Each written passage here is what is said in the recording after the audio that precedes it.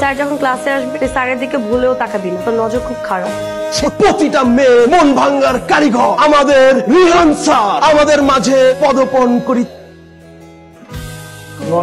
কেমন আছেন সবাই? স্যার আজকে আমার মন ভালো নেই। আমি তো সবাইকে জিজ্ঞেস করেছি, কিন্তু সবার মাঝে তো আমিও বসে আছি। তুই বসে উত্তর দিতে পারছিস। স্যার আমার বসে কথা বলতে ভালো লাগে। Sit down. Thank you. Who did this? কে করেছে এই কাজটা? Answer, এই কাজটা কে করেছে? প্রিন্সিপালের কাছে। কে করছে স্যার আমি জানি না, কিন্তু এই ক্লাসে আমি দুজনই অবস্থান করি, আপনি আরেকজন হচ্ছে আমি। কিন্তু আমারও তো স্যার কেউ পাত্তা দেয় না। যে করছে আপনার জন্যই করছে, যে দিয়ে ক্লাসে শুধুমাত্র একজনই আছে। This is too much. Why are you smiling? আপনি হাসছেন কেন? আপনাদের গার্জিয়ানরা, আপনাদের প্যারেন্টসরা আপনাদেরকে এখানে পাঠিয়েছে ফিউচারে যাতে আপনারা একটা স্টেবল লাইফ লিড করতে পারেন, একটা বেটার জব পান। সবথেকে বড় কথা, এটা আপনাদের পড়াশোনা করার বয়স। কিন্তু স্যার প্রেম কখন করবো? আমি যখন ক্লাস 5-এ পড়ি তখন আমার ক্লাসের টিচার আমাকে বলেছিল আমি যদি ট্যালেন্ট করে বৃত্তি পাই তাহলে আমার লাইফ আর কিছু লাগবে না, আমি তারপর আমি সেখানে বৃত্তি পেয়েছি। সারাটা লাইফ যদি আমি পড়তে পড়তে শেষ করে দিই তাহলে প্রেম করবো কখন?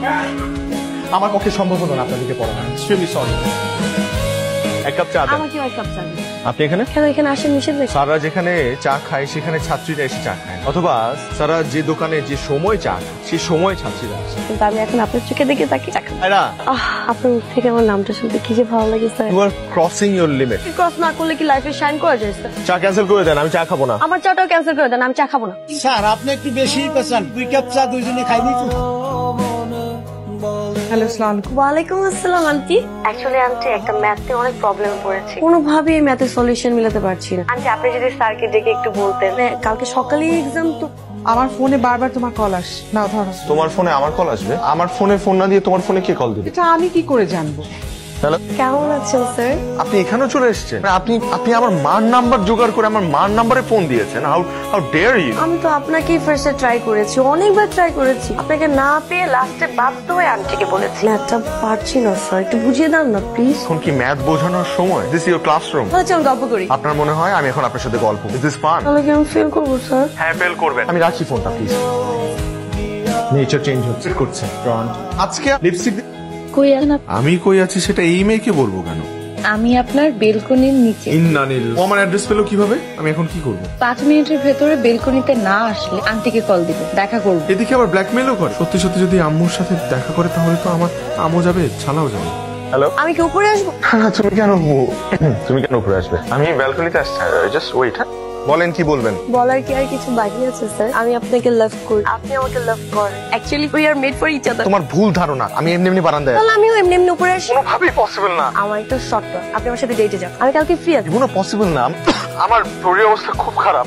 আমার গলা ব্যথা, মাথা ব্যথা, জ্বর ভাব। কোনো সমস্যা নেই তো, আমি সকালবেলা আপনার গেটের সামনে থাকবো। বিশ্বাস করেন জায়রা, আমার শরীরের অবস্থা খুব খারাপ, আমি শয্যাশায়ী। আমাকে হয়তো যে কোনো মুহূর্তে হসপিটালে নিয়ে যাওয়া লাগতে পারে। তাহলে আমি উপরে আসি? কালকে গেটে থাকবো।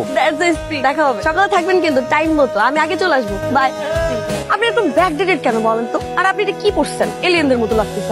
আপনাকে নিয়ে আমি মঙ্গল গ্রহতে ঘুরতে আসছি। আমি তো আপনাকে বলেছি আমি চাই না আমার কোনো ভাইরাস আপনার মধ্যে আসুক, আপনাকে ইনফেক্টেড করতে। থেকে বড় কথা, সামনে আপনার এক্সাম। আপনি আমাকে কত ভালোবাসেন। এখানে ভালোবাসা কোত্থেকে আসলো? আপনি আমাকে ভালোবাসেন না? বাসি। আপনি আমাকে ভালোবাসেন, আপনি আমাকে ভালোবাসেন বলছেন।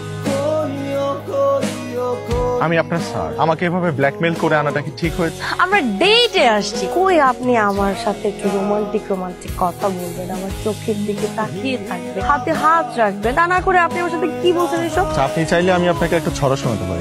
চলুন কিছু একটা শোনান। নতুন নতুন পায়রাগুলো ঝোটন বেঁধেছে, ও পারেতে ছেলে মেয়ে নাইতে নেমেছে, দুই ধারে দুই রুই কাতলা ভেসে উঠেছে, কে দেখেছে? দাদা দেখিয়েছি, দাদার হাতে কলম ছিল, ছুঁয়ে মিরিয়েছি, ও বড্ড লেগেছে। কোন এখানে কি করিস? আমার তো সিম্পলি এখানে। আমি তো এখানে একটা কাজে আসছিলাম। চল না। ঠিক আছে, কাজে আসছিস ভালো কথা। দুলাভাইয়ের সাথে আমাদের পরিচয় করে দিবি না? আসসালামু আলাইকুম দুলাভাই, কেমন আছেন? বললাম তো দুলাভাই তো না।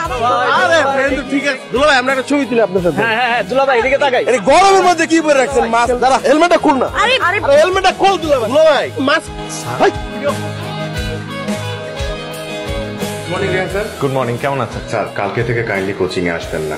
আমি কোচিং এ আসবো না কেন? তুমি সত্যিই জানো না কেন কোচিং এ আসবে না? আম্মু আমাকে এক্সপেক্ট করো, তাই তো? না, মানে তুমি তো নর্মালি কোচিং এ আসো না। না আসাটাই তো ভুল হয়েছে। আসলে তো এত বড় ভুল করতে পারতাম। আর ভুল করেছি তোমাকে এতটা ট্রাস্ট করে। আমি আর কখনো তোমাকে এখানে দেখতে চাই না। তোমার ছায়াও যেন এখানে না পড়ে আমার বাচ্চাদের উপর। যে টিচারের কোনো বৈভব নেই, সম্মান নেই, মরাল নেই, ভ্যালুজ নেই, সে কি শিক্ষা দেবে?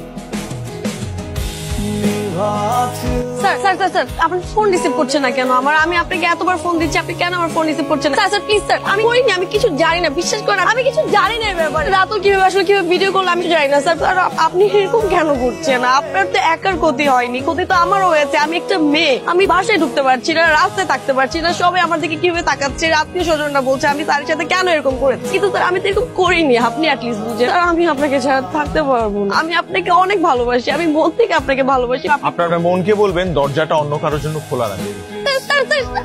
Hello sir. স্যার আমি আসলে এগুলো কিছুই জানি না। ওই যে কথায় থাকে না যে মানুষের জীবনে এমন কোনো ইচ্ছা থাকে যেটা কখনোই পূরণ হয় না, আপনি আমার সেই ইচ্ছাটা। আমাদের ফ্যামিলিতে এ ধরনের ঘটনা এর আগে কখনো ঘটেনি, সেজন্য অনেকটা বিপদে পড়ে আমি একটা সিদ্ধান্ত নিয়েছি। নেক্সট উইকে তোমার বিয়ে, তুমি মেন্টালি প্রিপেয়ার্ড হও। আম্মু আমার বিয়ে, আমার সাথে একটাবার কথা নেই। আমি এই বিষয়ে আর একটা কথাও শুনবো না রিহাদ।